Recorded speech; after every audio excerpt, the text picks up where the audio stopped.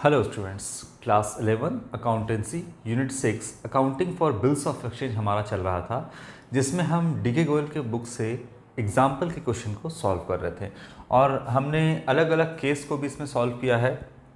तो यहाँ पर एग्जाम्पल नंबर 9 तक हम लोगों ने सॉल्व कर लिया था। ये क्वेश्चन आपका थोड़ा बड़ा था, एग्जाम्पल नंबर 9, तो इसको हमने इस प्रॉब्लम को सॉल्व किया। इसके आगे आपका एक एग्जाम्पल नंबर 10 भी है, इसको भी हम सॉल्व करेंगे। इसमें अलग अलग केस, मतलब जितना भी अभी तक हम लोगों ने इसमें अलग अलग टॉपिक को डिस्कस किया है, अलग अलग केस को डिस्कस किया है, वो बेसिकली सारा केस इसमें दिया हुआ है। तो एक बार कह सकते हो कि अगर एग्जाम्पल नंबर हम 10 बनाते हैं तो जितना भी हम लोगों ने अभी तक पढ़ा है वो सारा रिवाइज हो जाएगा। चलिए, तो ये अच्छा एग्जाम्पल है आपका एग्जाम्पल नंबर 10।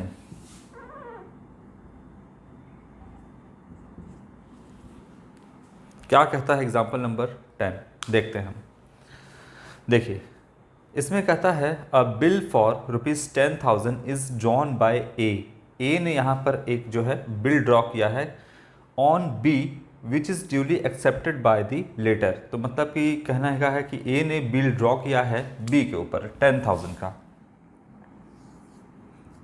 अगर ए बिल ड्रॉ किया है बी के ऊपर तो इसका मतलब ए जो है वो सेलर है, और सेलर जो है बिल्स ऑफ एक्सचेंज किसके ऊपर ड्रॉ किया गया है? बायर के ऊपर। यहाँ पे बी के ऊपर बिल जो है ड्रॉ किया गया है। कितने का बिल ड्रॉ किया गया है? 10,000 रुपीज़ का। इसका मतलब ए ने बी को 10,000 का सामान बेचा होगा, जिसके बारे में क्वेश्चन ये नहीं कह रहा है कि ए ने सामान बी को बेचा, ऐसा नहीं कह रहा है। लेकिन हुआ यही होगा कि ए ने सामान जो है वो बी को यहाँ पर बेचा होगा, उधार में बेचा होगा, क्रेडिट में बेचा होगा। ये बात हुआ होगा।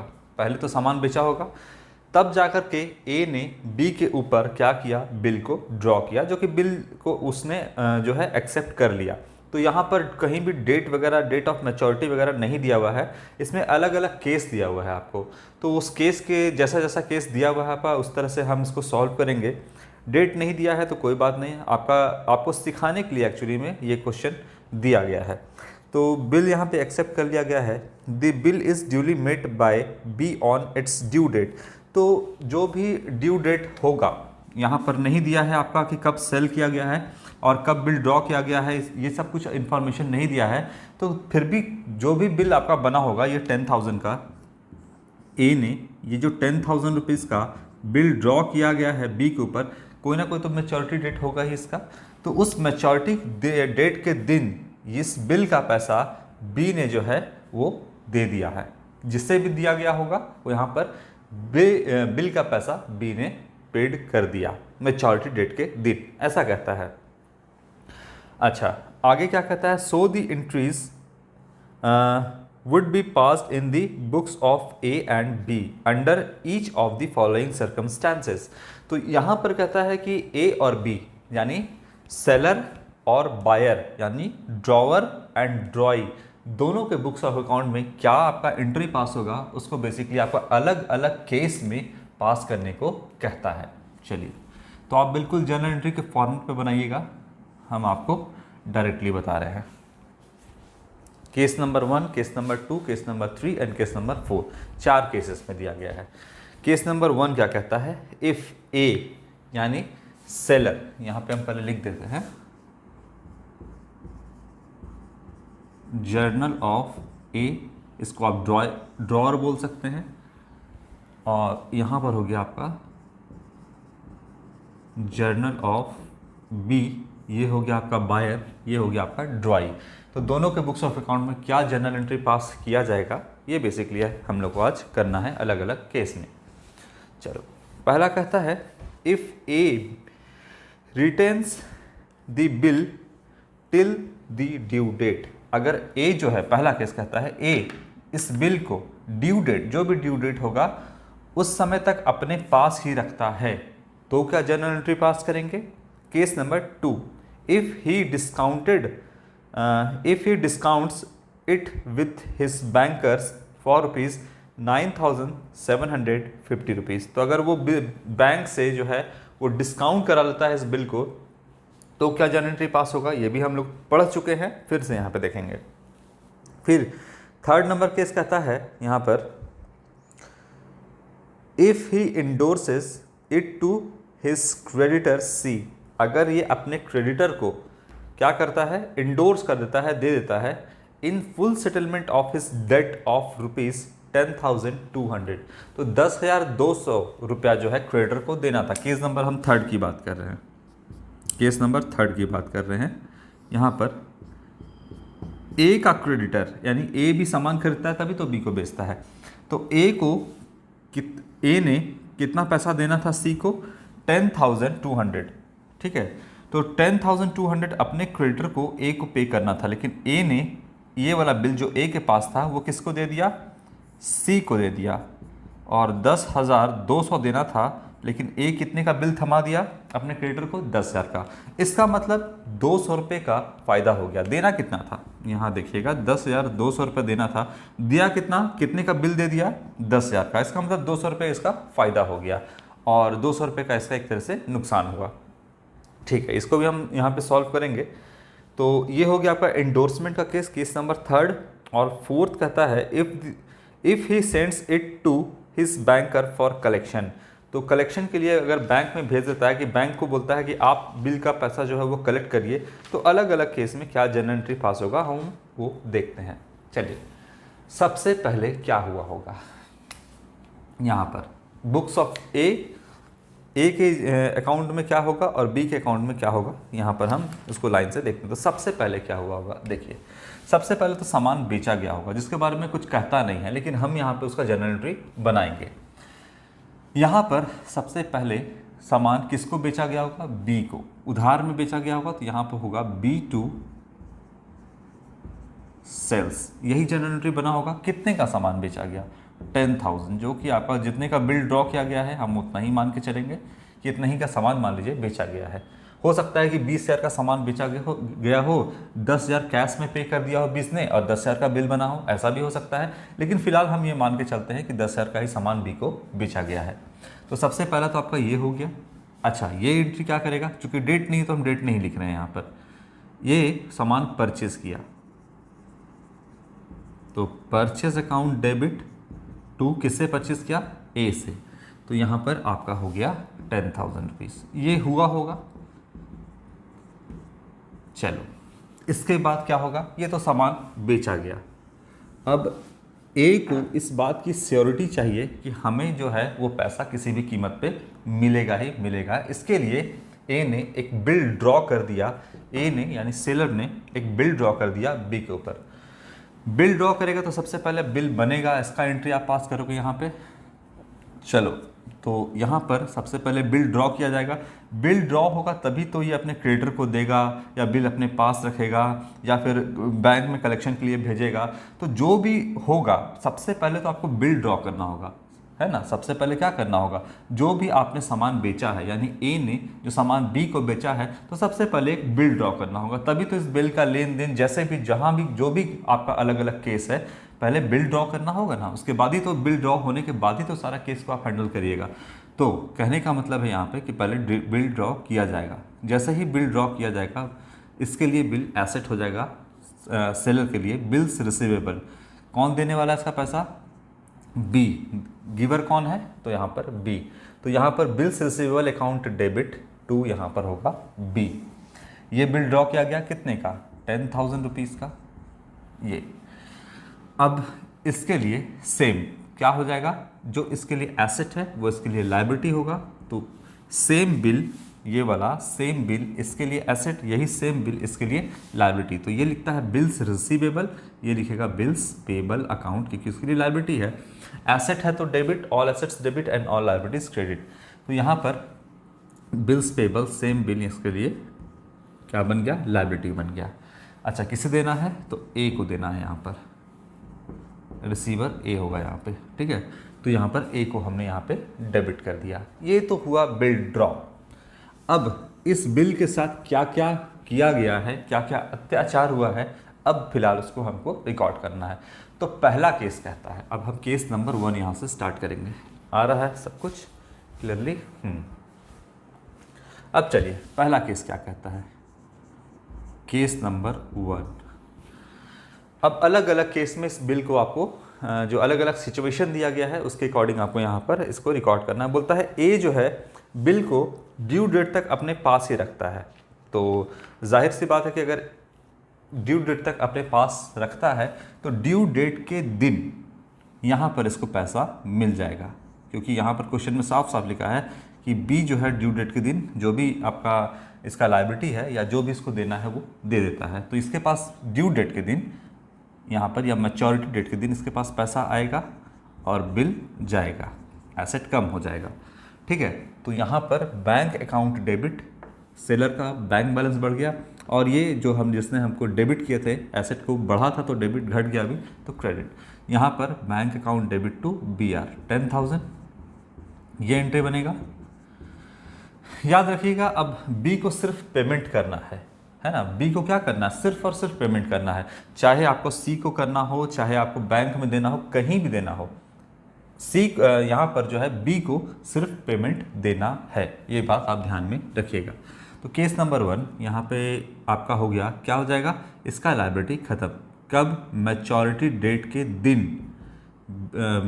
Bills payable account debit to bank account, कितने से लायबिलिटी खत्म हुआ, 10,000 से, और पैसा किसको चला गया, तो यहाँ पर ए को पैसा यहाँ पे चला गया।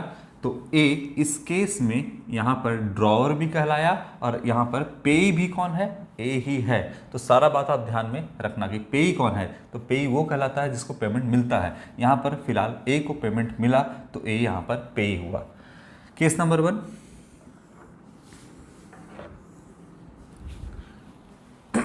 अब केस नंबर हम 2 देखेंगे। बिल्कुल समझ में आया। पहला, ए अपने पास रखा, ये बिल अपने पास रखा 10,000 का। तो इस सिचुएशन में हम क्या करेंगे, इस सिचुएशन में मैच्योरिटी डेट के दिन ए को पैसा मिल जाएगा, तो ये एंट्री बनाएगा bank on debit to B R bills receivable. Maturity date के दिन बी पैसा दे देगा, तो यहाँ पर हो जाएगा बिल्स पेबल टू बैंक। याद रखिएगा ये जो भी काम हो रहा है वो कब हो रहा है, ड्यू डेट या इसको बोलिए मैच्योरिटी डेट, इस दिन को ये दोनों काम हुआ। आगे केस नंबर 2 देखते हैं क्या है।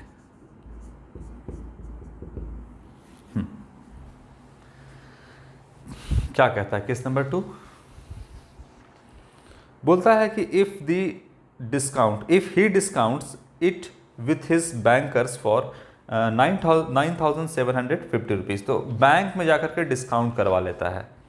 ठीक ठीक ठीक ठीक ठीक, चलो क्या करना है इसमें, बैंक से जाकर के डिस्काउंट करवाता है।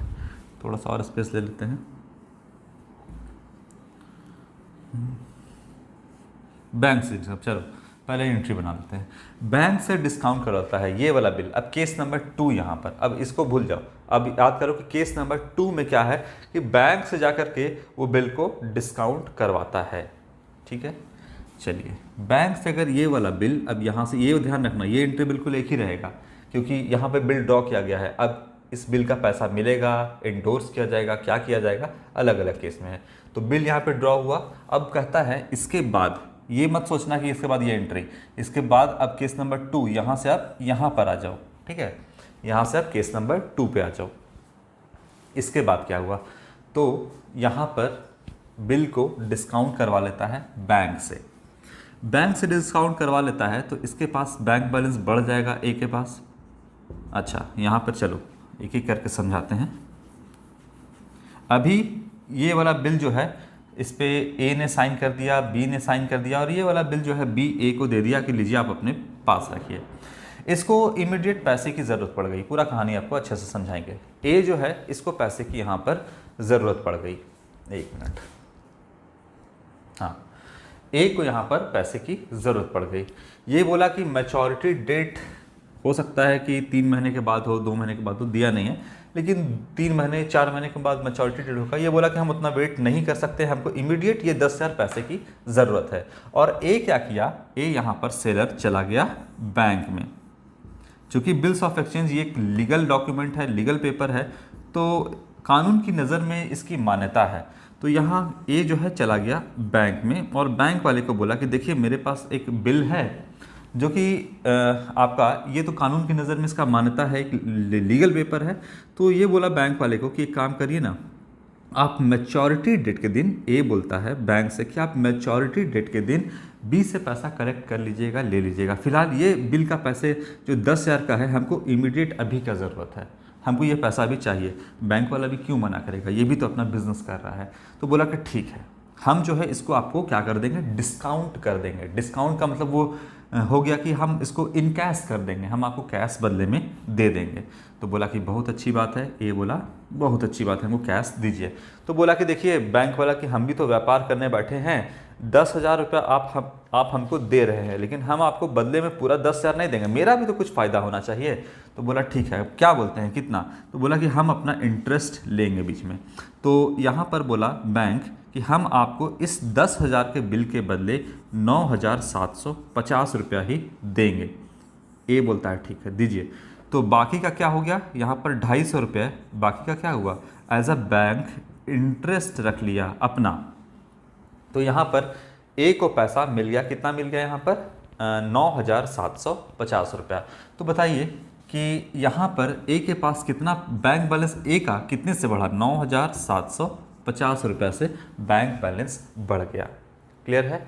अच्छा बिल कितने का था, तो पहले लिखो bank account debit to BR account, bills receivable, यही चला गया, ये बिल चला गया और इसके पास पैसा आया, बैंक में गया।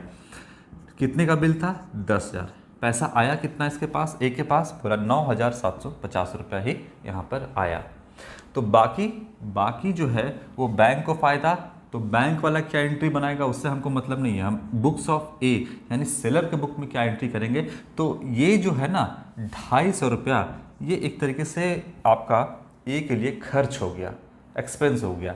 तो यहाँ पर एक तरह से कह सकते हो आप ये नुकसान हो गया इसका, क्योंकि मैच्योरिटी डेट के पहले उसने बैंक से पैसा ले लिया। तो बैंक बैलेंस 9,750 है, ये नुकसान है। इसको हम क्या लिखेंगे, तो डिस्काउंटिंग चार्जेस बोलेंगे इसको हम। देखिए टेक्निकल वर्ड का ही इस्तेमाल करिएगा जो अकाउंट्स में दिया हुआ है। डिस्काउंटिंग चार्जेस दिया है तो डिस्काउंटिंग चार्जेस ही लिखिएगा, डिस्काउंट अलाउड मत लिख दीजिएगा यहाँ पर। देखिए मतलब यहाँ पर क्या है ना कि जो भी बुक्स ऑफ अकाउंट में या जो भी अकाउंटिंग में आपका टर्म्स दिया गया है, टेक्निकल वर्ड का जो इस्तेमाल किया गया है उसी वर्ड का आप इस्तेमाल करना है। डिस्काउंट अलाउड लिख दीजिएगा तो उसका मतलब आप कुछ और निकलने लगेगा, या फिर और अगर रिबेट लिख दीजिएगा तो इसका भी कुछ और मतलब, कहने का मतलब जो टेक्निकल टर्म्स दिया गया है यहाँ पर, है ना, वही यहाँ पर आपको इस्तेमाल करना है। तो डिस्काउंटिंग चार्जेस ही आप यहाँ पे लिखिएगा। ये जो है 250 रुपया, ये क्या हो गया, ये ए के लिए नुकसान हो गया। क्यों, क्योंकि बैंक वाला इसको एज ए इंटरेस्ट रखा, तो बैंक वाला के लिए फ़ायदा है, लेकिन ए के लिए, सेलर के लिए तो ये नुकसान है, या कह सकते हो एक्सपेंस है यहाँ पर। इसीलिए नॉमिनल अकाउंट के रूल से debit all expenses and losses 250 रुपये यहाँ पे डेबिट कर दिए। तो ए के अकाउंट में पैसा आ गया 9,750 और यहाँ पर बिल जो है चला गया। क्लियर है। सेम अब ये वाला जो केस है इसमें बी का क्या रोल है।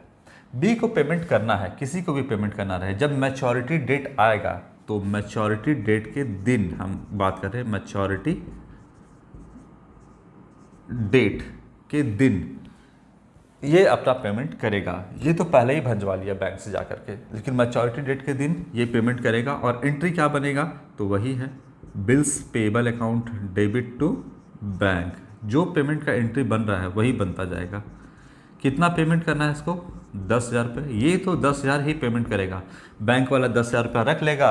और दिया था ए को कितना, 9,750 रुपया, तो ये 250 रुपया एज इंटरेस्ट बैंक का फ़ायदा हो गया। ठीक है, तो ये काम हुआ मैच्योरिटी डेट के, और ये वाला जो हुआ मैच्योरिटी डेट के पहले हुआ काम। चलो अब अगला केस को हटाते हैं। अगला केस क्या कहता है, केस नंबर 3 एंडोर्स कर दिया है सी को। बहुत अच्छी बात है। यहां पर बी ने क्या किया, सॉरी ए ने यहां पर अपने क्रेडिटर्स सी को एंडोर्स कर दिया है। चलो, और बोलता है कि in full settlement of his debt 10,200। समझते हैं इसको। ए सामान खरीदेगा तभी तो बेचेगा ना, तो ए जो है, ए भी सामान खरीदता था और खरीदा है उधार में, किससे, तो सी से। तो ए के लिए सी जो है क्रेडिटर हो गया यहाँ पे। अब इसको पेमेंट देना है। तो बोला कि हम कैश में क्यों पेमेंट देंगे, मेरे पास एक बिल पड़ा हुआ है, ये तो लीगल डॉक्यूमेंट है ही, हम आपको ये बिल दे देते हैं। तो ए के पास जो बिल था वो दे दिया किसको, सी को दे दिया। कितने का बिल है, बिल पे जो लिखा है वही होगा ना, 10,000 का बिल। लेकिन एक्चुअली में ए को कितना देना था सी को, तो देना था 10,200 रुपीज़ दे दिया। लेकिन यहाँ पे कहता है कि फुल सेटलमेंट हो गया। फुल सेटलमेंट का मतलब बोला कि हम आपको, ए बोला सी को कि हम आपको 10,000 रुपया ही देंगे, इससे ज़्यादा नहीं देंगे। सी भी बोला कि जाओ 10,000 ही दो, हम 200 रुपये तुमको एक्स्ट्रा कभी नहीं मांगेंगे ज़िंदगी में। तो बोला कि ठीक है, इसी को बोलते हैं फुल सेटलमेंट। अब इसका एंट्री क्या बनेगा, तो देखिए इंडोर्समेंट का एंट्री क्या होता है, यहाँ पे केस नंबर 3। इसके बाद अब ये बनेगा केस नंबर 3। इंडोर्स कर दिया सी को, तो ए ने इंडोर्स किया किसको, सी को। तो यहाँ पर सी को हम क्या कर देंगे, डेबिट कर देंगे। सी हो गया आपका डेबिट द रिसीवर। अच्छा, इसके बाद ये वाला बिल जो है किसके पास चला गया, तो ये वाला बिल जो है चला गया सी के पास। तो ये जो एसेट था इसके लिए एसेट घट जाएगा, बढ़ा था तो डेबिट, घट गया तो क्रेडिट। यहाँ पे बिल्स रिसीवेबल क्रेडिट कर देंगे। अच्छा, कितने का बिल है, तो बिल तो है 10,000 का, इसलिए इसके सामने लिखेंगे हम 10,000। क्लियर है, इसके सामने हम कितना लिखेंगे 10,000। और बताइए क्रेडिटर जो है इसके सामने हम कितना लिखेंगे, तो ये क्रेडिटर जो है ये 10,200 का क्रेडिटर है, हम इसके सामने हम वही लिखेंगे 10,200 ही लिखेंगे हम सी के यहाँ पर सामने। अच्छा, तो इसमें हमको फ़ायदा कितने का हो गया, यहाँ पर हमको जो फ़ायदा हो गया वो 200 रुपये का सेलर को यानी ए को फ़ायदा यहाँ पर होता है। तो ये डिस्काउंट रिसीव हुआ, इसीलिए यहाँ पे लिखेगा डिस्काउंट रिसीव्ड। यहाँ पे कितना हुआ, अकाउंट, सॉरी कितने का डिस्काउंट रिसीव हुआ, 200 रुपये का ना, 200 रुपये यहाँ पे हम लिख दिए। डिस्काउंट रिसीव्ड 200 रुपीज़ यहाँ पर। सिर्फ इंडोर्स करते, मान लीजिए क्रेडिटर को कितना देना रहता, 10,000 ही देना रहता। मान लो ये क्रेडिटर का 10,000 का ही होता, तो 10,000 यहाँ पे लिखते और बिल लिखते यहाँ पे कितना 10,000, तब हम ये नहीं लिखते हैं। सी डेबिट द रिसीवर, बिल चला गया, यहाँ पर डेबिट था, इसको हम क्रेडिट कर दिए, ये हम इंडोर्स कर दिए। लेकिन पे कितना करना था क्रेडिटर को, तो क्रेडिटर को पे करना था 10,200। तो जितना अमाउंट पे करना है उसको क्रेडिटर के सामने लिखिए। मेरे पास बताइए बिल कितने का है, बिल जो है मेरे पास 10,000 का, तो बिल के सामने कितना लिखिएगा, 10,000 ही यहाँ पर लिखिएगा, है ना।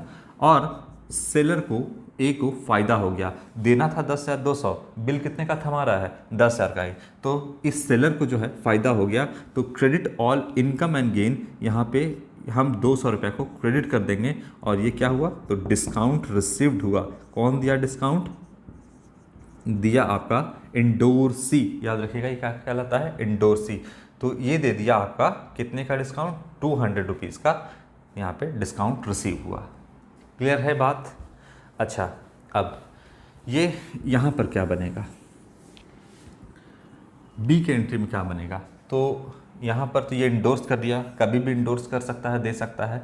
लेकिन ये जो बी है, इस बिल का पैसा कब देगा, जब मैच्योरिटी डेट आएगा तब, मैच्योरिटी डेट के दिन ये पैसा देगा। कितना देना है इसको, इसके ऊपर बिल 10,000 का ड्रॉ किया गया है, तो ये 10,000 रुपया ही देगा। बी कितना देगा, 10,000 रुपया ही यहाँ पर देगा। तो एंट्री क्या बनेगा, इसका लायबिलिटी खत्म हुआ, बिल्स पेबल अकाउंट डेबिट, और बैंक का बैलेंस कितना कम हो गया 10,000 रुपीज़। तो लायबिलिटी खत्म हुआ 10,000 से, क्योंकि 10,000 ही देना था, और बैंक से कितना कम हो जाएगा 10,000 ही कम होगा यहाँ पर। क्लियर हो रहा है बात। तो यहाँ पर ये करेगा 10,000 ही पेमेंट, और यहाँ पर जो है बिल भी कितने का थमाया गया था आपको, सी को 10,000 का ही, बाकी 2,000 तो ए का 200 रुपये तो ए का फ़ायदा हुआ यहाँ पर। ठीक है, तो ये बनाएगा, और वो मैच्योरिटी डेट के दिन ये बनाएगा। Case number 3। अब केस नंबर 4 ले लेते हैं हम लास्ट। याद रखिएगा ये सब जो भी हम बता रहे हैं ना, वो इसके बाद हो रहा है, इसके बाद ये, फिर इसके बाद ये, और इसके बाद ये, इस तरीके से हो रहा है। केस नंबर 4 क्या कहता है, ये बात आपको समझना पड़ेगा। केस नंबर 4 कहता है, if he sends it to his banker for collection. अब यहाँ पर ए यानी जो आपका सेलर है वो कहता है कि आप ही कलेक्ट कर लो, बैंक वाले को दे दिया कि आप कलेक्ट करो, मुझे मतलब नहीं है, आप जाओ अपना जा कर के, हम आपको देते हैं बिल, हमको अपना बिल का सिक्योरिटी चाहिए, हम किच करना नहीं चाहते हैं, आप करो, एक काम करो, बैंक को देते हैं, आप कलेक्ट करके हम मेरे अकाउंट में डाल दो पैसा। ए बोलता है ऐसा किसको? अपने बैंक को। तो ठीक है, यहाँ पर वही काम होगा। तो बिल जो है वो कहाँ सेंड किया गया? बैंक में सेंड किया गया। थोड़ा सा इसको हमको हटाना होगा, इसको हम हटा रहे हैं।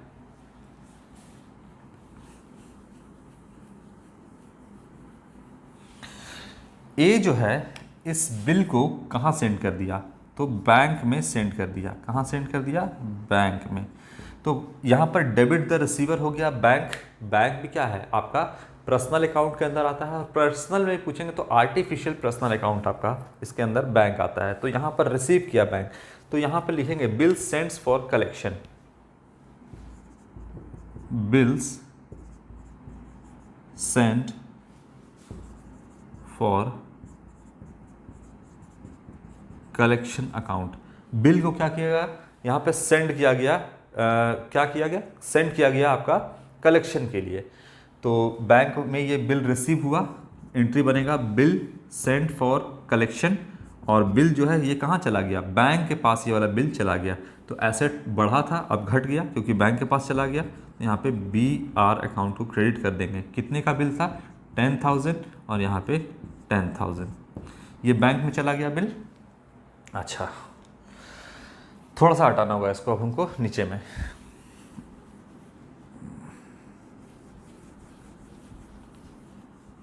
बैंक में गया बिल। अब अच्छा ऐसे लिखते हैं, ठीक है। इसके बाद क्या हुआ? सेम डेट के दिन आपका बैंक वाला जो है इसको इन कैश करवा लिया, मतलब यहाँ पर जो बायर है उससे पैसा ले लिया और इसके अकाउंट में क्रेडिट कर दिया। तो बैंक वाला तो क्रेडिट करेगा। यहाँ पर ए अपने बुक्स ऑफ अकाउंट में इसका बैंक बैलेंस बढ़ा तो बैंक अकाउंट को डेबिट कर देगा, करेगा ना।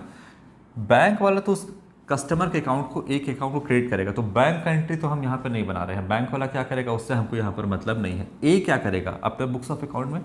तो ये बैंक अकाउंट को डेबिट करेगा क्योंकि इसका बैंक बैलेंस बढ़ गया। और क्या चला गया? तो बिल सेंड फॉर कलेक्शन को हम क्रेडिट कर देंगे। रीज़न पहले बताए थे, बिल्स अभी भी बताएंगे। Send for collection account credit कितना से? 10,000 से। ये क्रेडिट कर दिए। अब देखोगे यहाँ पर अगर इन दोनों एंट्री को जोड़ोगे तो क्या बनेगा? Bank on debit to BR, bill send for collection debit है, bill send for collection credit है, दोनों आपस में कट जाएगा। तो finally bank on debit to bills receivable ही इसका एंट्री बनेगा फाइनली। ये तो इमेजिनरी अकाउंट है, ये आपस में कट के खत्म हो जाएगा। लेकिन अब ये बच्चा क्या करेगा? बी जो है वो क्या करेगा? इसको पेमेंट देने से मतलब है, ये पेमेंट देगा।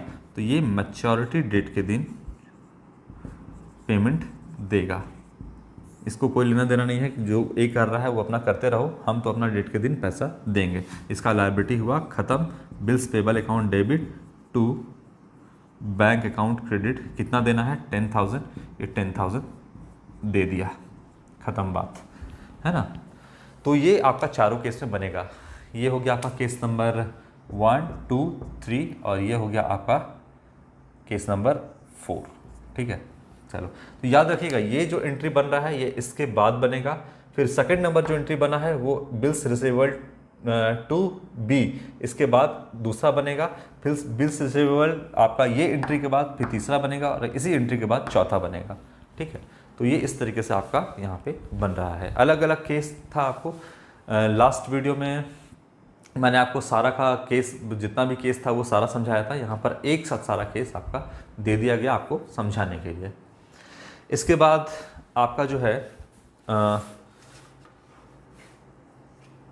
एग्जाम्पल नंबर 11 है, ये है रिटायरिंग अ बिल अंडर रिबेट। तो ये केस भी हम आपका नेक्स्ट वीडियो में कवर करेंगे। इसके बाद फिर डिजॉनर का केस भी है, डिजॉनर का केस भी हम सारे केस को देखते चलेंगे। तो अगला टॉपिक जो है आपका रिटायरिंग अ बिल अंडर रिबेट, इसके बारे में आप थोड़ा सा पढ़ के रखना। फिर हम आपको इसका एंट्री समझाएंगे कि किस तरीके से इसका एंट्री बनेगा। तो आज के लिए इतना ही, थैंक यू।